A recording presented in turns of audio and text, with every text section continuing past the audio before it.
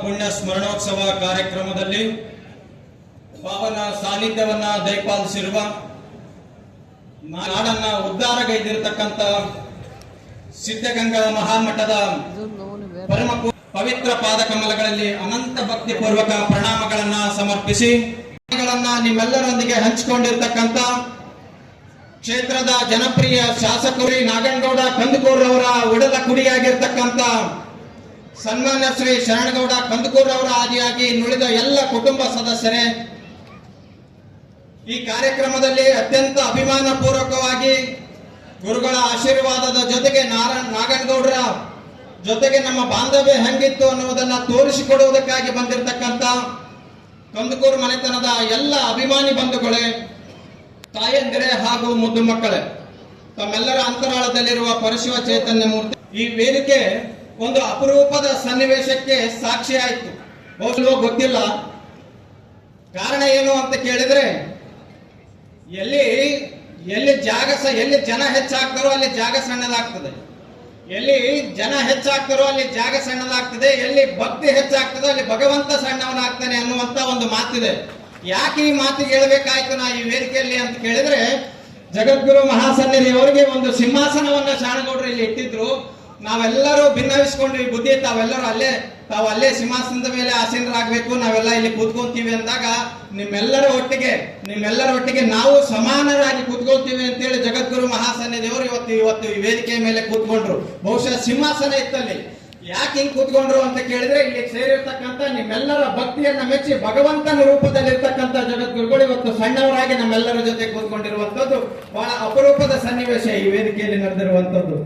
ಬಹುಶಃ ಈ ಕಾರ್ಯಕ್ರಮದ ಬಗ್ಗೆ ನಾನು ಏನ್ ಹೇಳಬೇಕು ಏನೋ ಗೊತ್ತಿಲ್ಲ.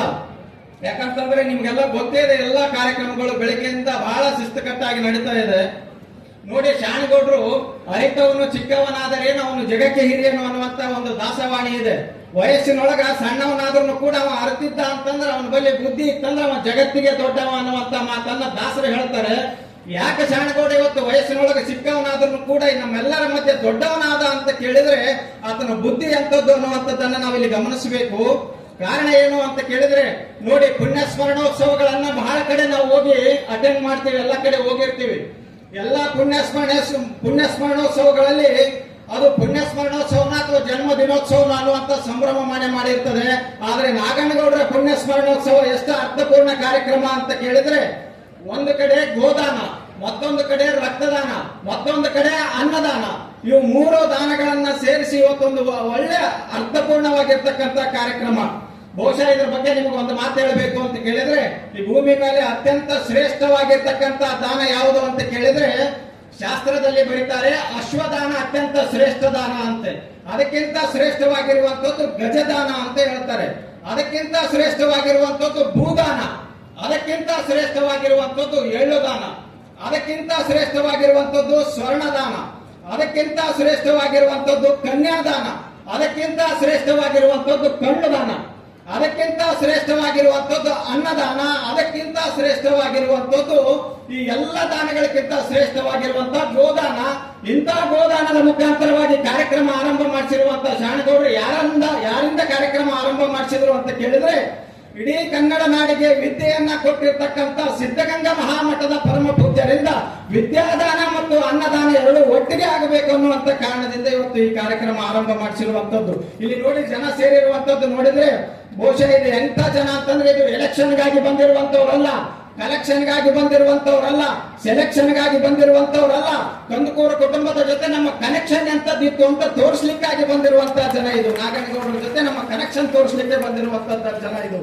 ಶಾಣಗೌಡರ ಬಗ್ಗೆ ಬಹಳ ಹೇಳೋದು ಬೇಕಾಗಿಲ್ಲ. ಶಾಣಗೌಡರು ಒಂದು ಮಾತು ದುಃಖದೊಳಗೆ ಹೇಳಿದ್ರು, ಎಂತ ಕಷ್ಟದ ಪರಿಸ್ಥಿತಿ ಒಳಗೆ ನಾ ಎಷ್ಟೇ ದೂರ ಆದ್ರೂ ಕೂಡ ನಿಮ್ಮನ್ನ ನಾನು ಹೆಗಲಿಗೆ ಹಾಕೊಂಡು ಹೋಗ್ತೀನಿ ಅನ್ನುವಂತ ಮಾತನ್ನು ಹೇಳಿದ್ರು. ನಾನು ಶಾಣಗೌಡರಿಗೆ ಈ ವೇದಿಕೆ ಮುಖಾಂತರ ಹೇಳ್ತೀನಿ, ಹೆಗಲಿಗೆ ಹಾಕೊಂಡು ಹೋಗ್ತಿರೋ ಏನೋ ಗೊತ್ತಿಲ್ಲ, ಆದ್ರೆ ಗುರುಮಿಟ್ಕಲ್ ಮತಕ್ಷೇತ್ರದ ಜನ ನಿಮ್ಮನ್ನ ಹೆಗಲ ಮೇಲೆ ಕೂಡಿಸ್ಕೊಂಡು ಹೋಗ್ತಾರೆ ಕೊನೆತನ ಅನ್ನುವಂತ ಮಾತನ್ನು ಈ ವೇದಿಕೆ ಮುಖಾಂತರವಾಗಿ ಹೇಳಲಿಕ್ಕೆ ಬಯಸ್ತೇನೆ.